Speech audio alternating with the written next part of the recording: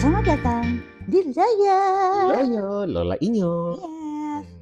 Di usia-usia kita yang semakin menanjak dewasa ini, disinyalir kalau kita baru mau start relationship, ini kan konteksnya kita berdua kan ya nggak nikah ya, belum nikah ya, jangan bilang jangan, enggak, tapi belum. Kayak gitu. Kalau one day, misalnya lo ketemu orang segala macam, lo memilih join account atau tidak? Enggak lah. Join bank account? Enggak. Enggak sama sekali? Enggak. Why? Ya ngapain? Gue itu terbiasa mandiri udah sejak lama. Gue tuh kurang percaya bahwa cinta forever gitu loh. Pasti ada naik ada turunnya. Dan kalau kayak gitu, misalnya pas waktu menikah, lo akan memilih pisah harta atau enggak? Pisah harta aja nggak apa-apa. Pisah harta ya, kayaknya tuh lebih aman deh untuk kedepannya kan. Iya maksudnya misalnya pun dia kaya raya banget, gue nya enggak gitu ya. Atau gue biasa aja, dianya udah meluber-meluber gitu ya, nggak apa-apa, itu rezekinya dia. Iya. Kan selama menikah bisa jadi rezeki gue. Betul. Tapi setelahnya gue ingin memiliki lagi rezekinya dia juga enggak lah. Karena lebih aman kayak gitu deh untuk ke depannya, apalagi dengan zaman dunia sekarang ini ya. Ya kita tidak menyalahkan buat orang, mungkin orang akan bilang kita, apa sih dua anak ini nggak kawin juga kayak ngerti aja segala macam. Enggak sih.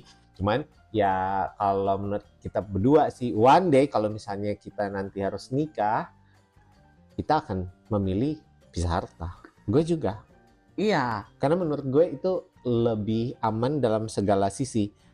Iya, karena gini loh, maksud gue kan kita itu kan bersatu, itu kan berdasarkan cinta ya. Iya. Maksud gue, ya sekarang mana ada sih orang juga yang nggak mikirin harta, kan nggak mungkin juga ya kan. Iya. Tapi kalau orang yang udahlah kita milikin orangnya, menurut gue sampai lo kepengen lo milikin hartanya juga kok kayaknya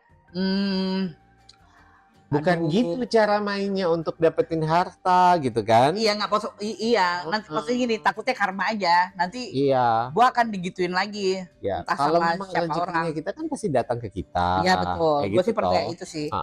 Nggak, ini pelajaran aja sih, karena ada case. Jadi teman baik gue sebelah rumahnya persis itu kan mereka nikah.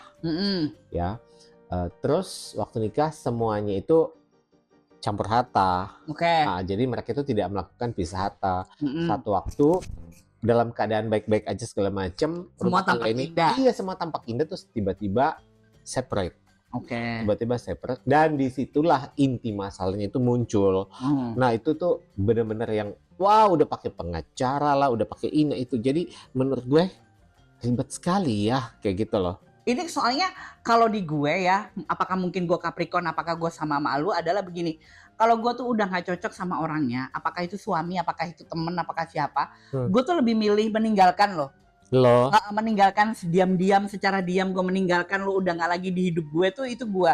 Jadi kalau mestinya nanti kalau gue punya suami harus urusan sama pengacara, itu kayak gue gak sanggup. Tapi sebelum lo meninggalkan, lo ada fase berusaha untuk berbaikan dulu atau enggak? Iya, harus, kan aku harus melakukan fase itu ya, harus usaha itu supaya nggak menyesal di kemudian hari. Betul. Sampai udah melakukan usaha itu tapi kayak hasilnya kayak udah nggak ada gitu, gue tinggalin pelan-pelan kok. Gue tinggalin diem-diem. Misalnya let's say dia selingkuh, gue nggak akan tuh kobar-kobar yang kayak udah nggak. Iya. Lo selingkuh berarti artinya kalau masih ada pilihan kedua perempuan lain, artinya gue nggak cukup buat lo untuk lo stay. Iya. Ya udah, lo gue tinggalin aja. Gue nggak perlu milih, gue yang mundur. Begitu ada kalau kita melakukan pisah harta kan jatuhnya jadi lebih gampang kan. Jadi pergi-pergi aja. Tidak ribet kayak gitu loh. Tidak ada harta gono gini yang harus diurus. Kita hari ini ngobrolin serius banget ya. Tapi ini memang penting banget karena ini kejadian di tetangganya teman gue ini, dan kasusnya itu sampai sekarang masih belum selesai. Terus di situ tuh mereka kebetulan punya anak satu.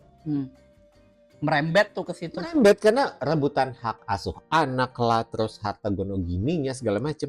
Gue yang cuman yang dengar ceritanya itu yang capek. Ribet ya nih kayak gitu. Ya mungkin kan dulu pada waktu mereka menikah kan mereka tidak berpikir akan ada perpisahan. Tidak ada orang yang menikah di awal berpikiran mereka akan berpisah. Makanya mau join akun mau apa, menurut mereka oke-oke aja. Tapi ada juga anaknya temen gue sekarang ini ya, mereka tuh pacaran.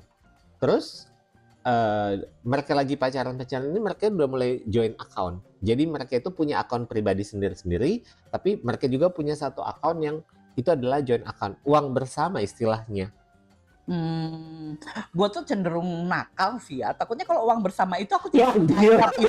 uang bersama itu uang.